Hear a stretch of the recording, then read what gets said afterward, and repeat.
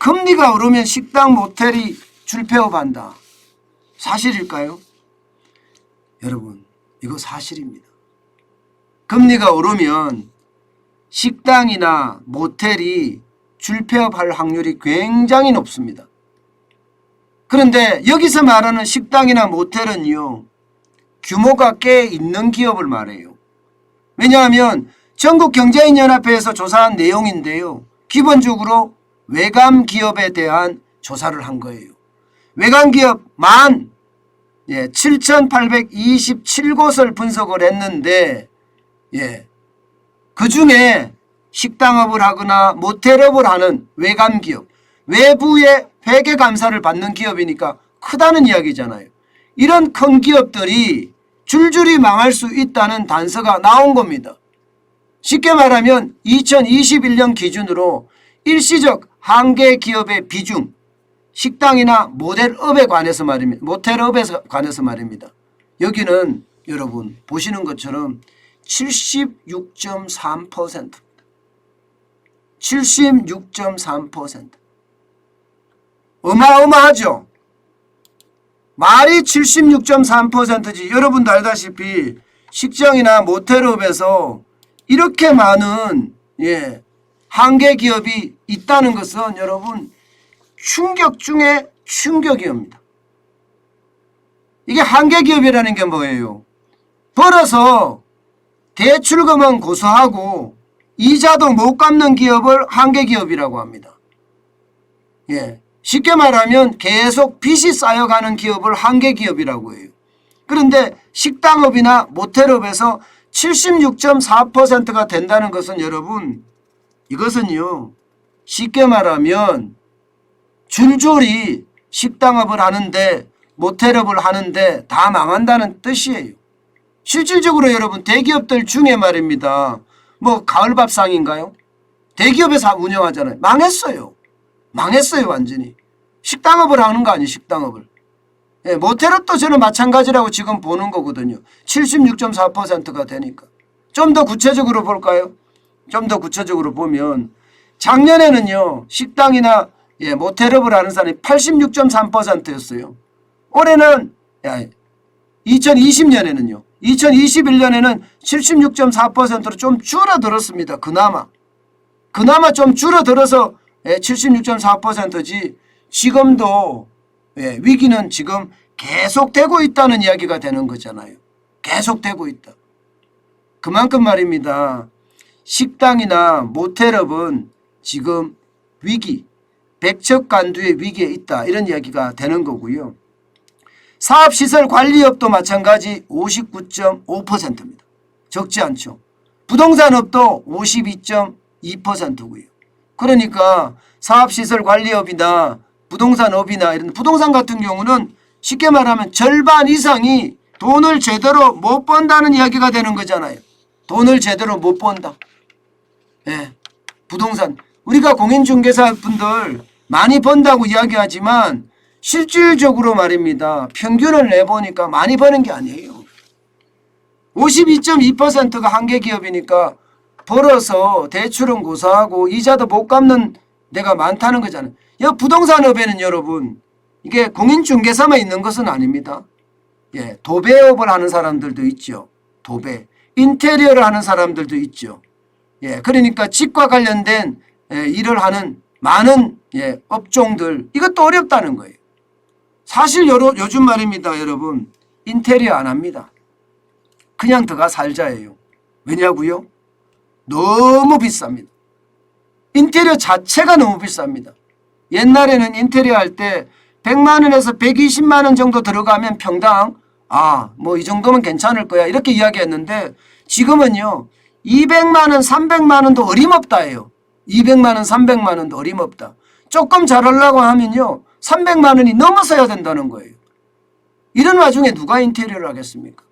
근데 인테리어 하시는 분들도 어쩔 수 없는 게 인건비가 폭등을 했고 재료비가 폭등을 했는데 지금 100만 원 200만 원 가고 100만 원 가지고 인테리어 120만 원 가지고 인테리어 한다는 건 불가능하다 이렇게 이야기들을 하고 있습니다.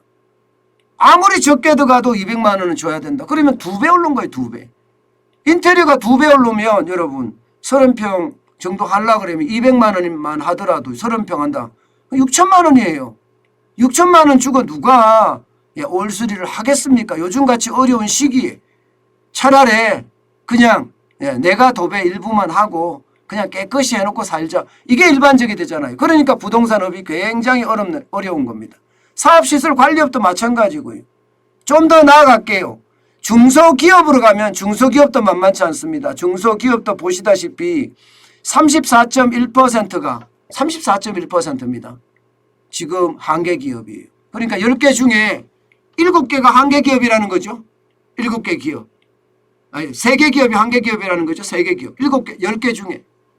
7개 기업은 괜찮은데 3개 기업은 무너지기 직전이라는 이야기잖아요. 물론 일시적 한계기업이긴 하지만 말입니다. 좀 더 나아가면 대기업은 심각해요. 30.8%. 대기업도 이래요. 대기업도. 야, 이게 말입니다. 여러분.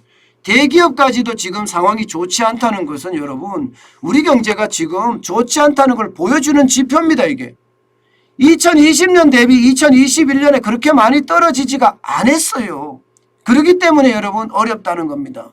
2020년 대비 2021년에 지금 2021년에도 계속 어려움이 한창 되고 있다는 이야기고 지금 2022년은 어떻습니까?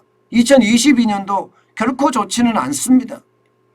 워낙 말입니다. 인건비랑 원자재가 많이 올랐기 때문에 꼼짝 못해요. 꼼짝 못해요. 그런데 여러분도 알다시피 지금 금리까지 인상하잖아요.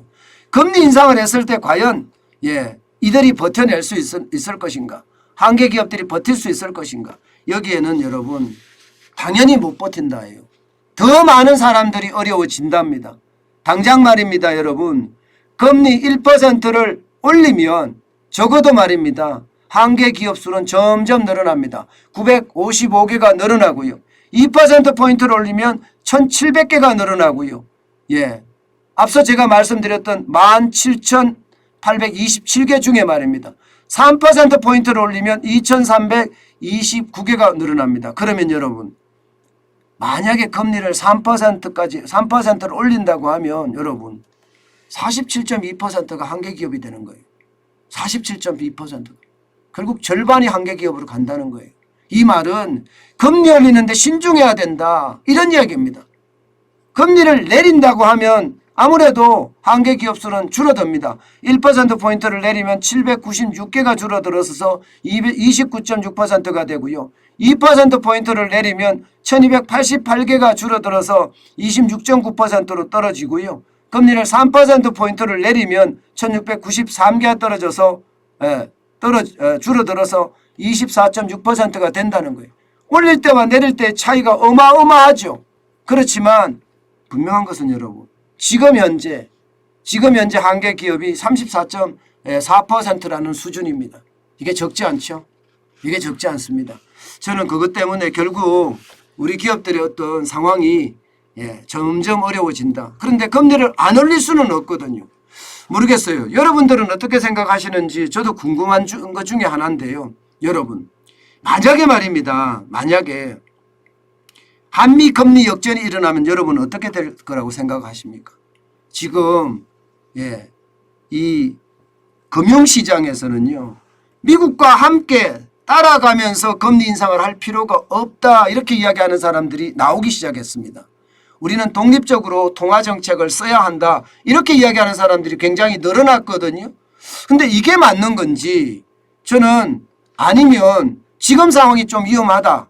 저는 한미 금리 역전이 일어나서는 솔직히 안 된다고 생각을 하거든요. 왜냐하면 수출 자체가 지금 굉장히 어렵잖아요. 그죠? 수출 자체가.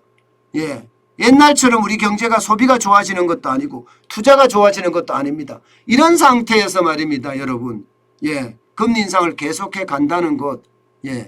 결국은 어쩔 수 없는 상황. 경기 침체가 되는 상황이니까 어쩔 수 없는 상황이라고 보지만 금리 역전이 한미 금리 역전이 일어날 정도로 만약에 갔을 때 괜찮을까? 저는 오히려 외국인의 자금 이탈 당연히 있을 거라고 생각을 해요. 지금 만약에 외국인들이 자금 이탈이 나지 않으려고 하면 지금 수출에 어떤 적자 폭부터 줄여가야 됩니다. 그것만큼 중요한 게 없다고 생각을 합니다. 우리 주피터 님도 외국 자본 빠져나가겠지요. 이렇게 이야기하시네요. 저도 이렇게 공감을 하거든요. 실제 외국 자본들이 빠져나갈 수 있다라고 저는 생각을 합니다. 그만큼 말입니다. 이 상황 자체가 쉽지 않다고 보는 거죠. 그래서 한미 금리 역전에 대한 문제가 결국은 말입니다. 우리 시장에서 외국인들이 도망갈 수밖에 없는, 그리고 자칫 잘못하면 외국인들이 만약에 한국 탈출을 많이 하잖아요. 지금도 하고 있는 상태인데 그런 상태에서 만약에 일어난다면 여러분 결국 말입니다. 우리 신용 등급에 대한 문제까지도 나오지 않겠느냐. 저는 그런 생각합니다. 그래서 결국 말입니다. 한미 금리 역전이 일어날 가능성은 저는 있다고 봐요. 이창용 한국은행 총재도 이야기를 했으니까요. 그렇게 됐을 때 우리 경기 침체를 잡는다 이런 차원이라고 이야기하지만 이게 경기 침체를 잡는 게 우선일지 아니면 외국인들의 이탈이 우선일지 좀 더 두고 봐야 되겠지만 저는 금리 역전으로 가서는 안 된다. 그렇게 읽고 지금까지 지표들이 그렇게 가르치고 있다. 이렇게 말씀드리고 싶습니다.